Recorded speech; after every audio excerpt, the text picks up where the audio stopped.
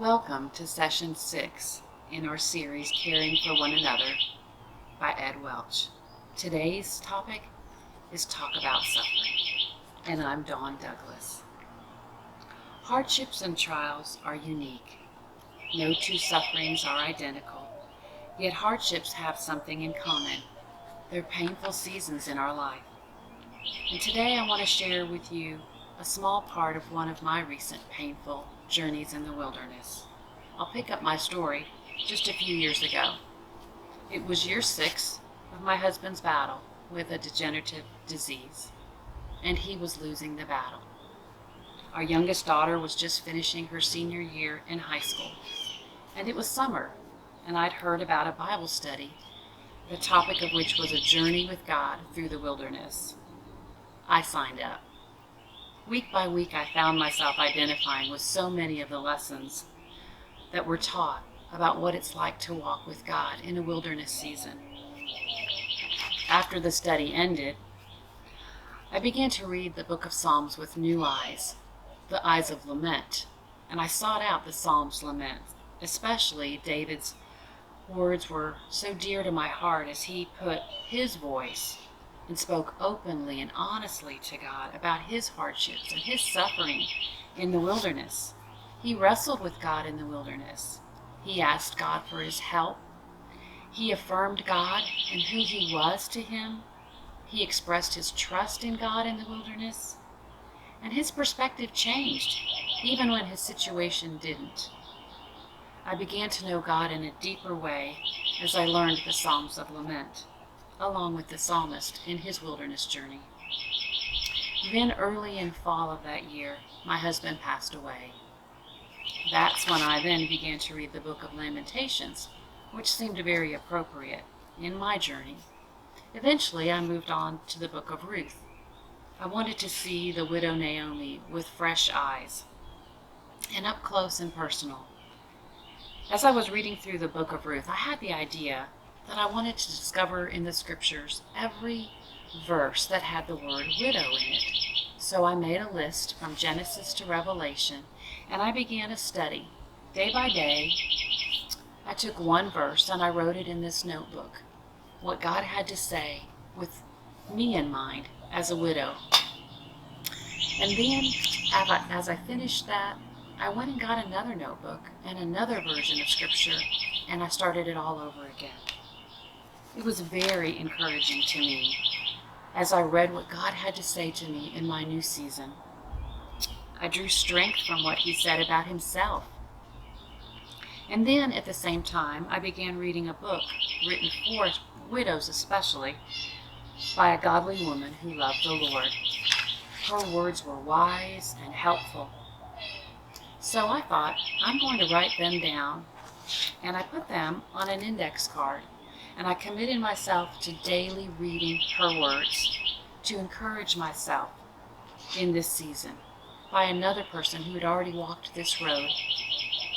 I wasn't prepared for more loss. It had only been a few months since I had lost my husband, but that's exactly what happened.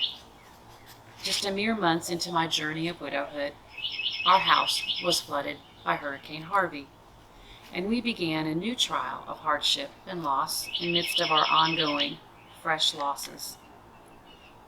At times, I felt like this was all surreal.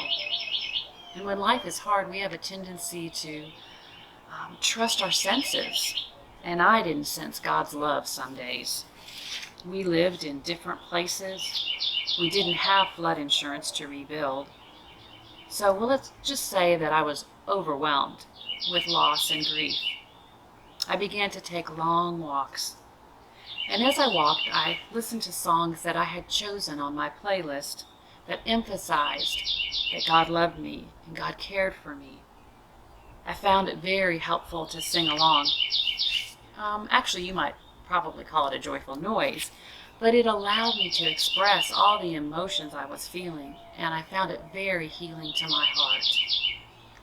One day, a friend and I were talking about suffering, and she suggested that I change the emphasis of my 1,000 Gifts Gratitude Journal to that of 1,000 Comforts. So every day I began looking with new eyes to how God was sending his comfort to me in my season of loss. I began recording these comforts, and they were great confirmation to me that he was caring for me. His love was pursuing me, and he opened my eyes to see his love through the eyes of grief and loss. The Lord was very near to my broken heart. He was with me, and I was not alone in the wilderness. As I was seeking him, he was healing me, providing for me, comforting me with his love, sustaining me in days of great grief, and walking with me in this wilderness and suffering season.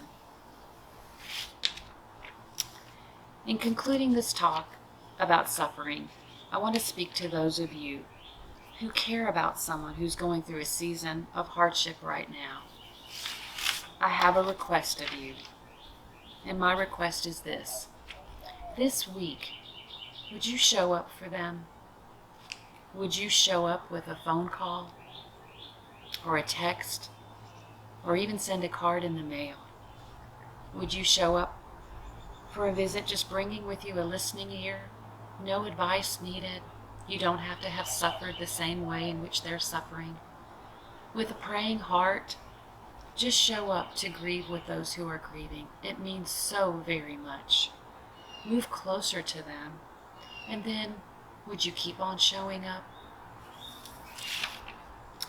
And for those who are currently in a season of hardship, trial, journeying through the wilderness, the following assignment is a suggestion for you this week.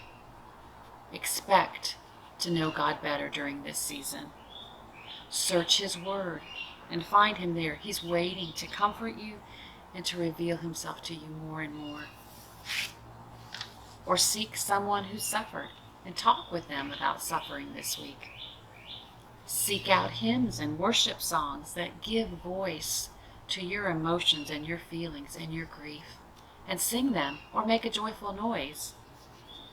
Seek out songs of laments and cry out with the psalmist as he lamented in the Psalms so beautifully.